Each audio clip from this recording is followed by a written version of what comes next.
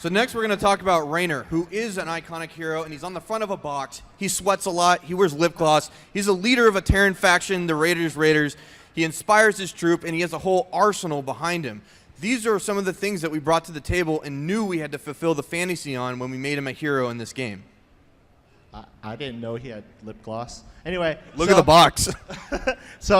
As I mentioned before, Raynor is just a Terran in a Marine suit, and he has to fight against the Zerg and the Protoss all day. So we adapted his playstyle to what he actually would perform in the universe. So we wanted to give him a very safe playstyle, not only for playing up to that fantasy, but also for beginners who are going to likely play Raynor for their very first hero. So let's watch Raynor in action.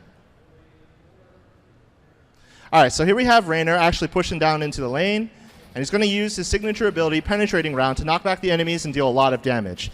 As you see, as Raynor is shooting at the enemy, he's actually utilizing his trait Lead from the Front. And what that does is, whenever an enemy that's recently damaged by Raynor dies, his abilities will recharge a little bit faster. This gives skilled players the ability to distribute this trait so that they can use their abilities more often. So for even a simple hero like Raynor, there's still a lot of hidden strategy and gameplay for pros.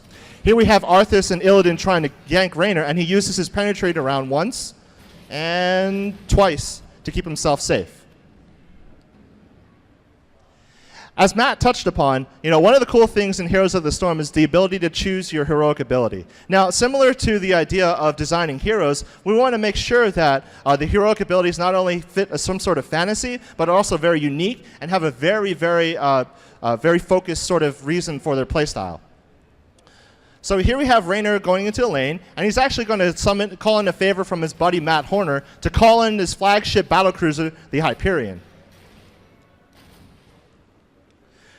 The Hyperion actually will deal lots of AoE damage, and you can see here it's going to take out this fortification in no time flat. However, as you can see from that shadow there, it's not ideal for fighting enemy players because they could just, step out of the shadow.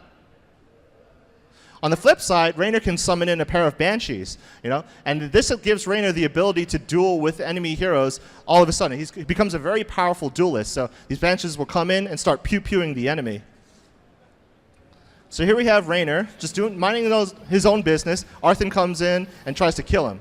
But Raynor is able to call in these Banshees and knock him back with Penetrate around. Now the tables have turned on Arthas. Now, as you can see here, the Banshees are actually flying units, so they can see into the shrubs that Arthas is trying to run away into, allowing Raynor and his Banshees to secure the kill.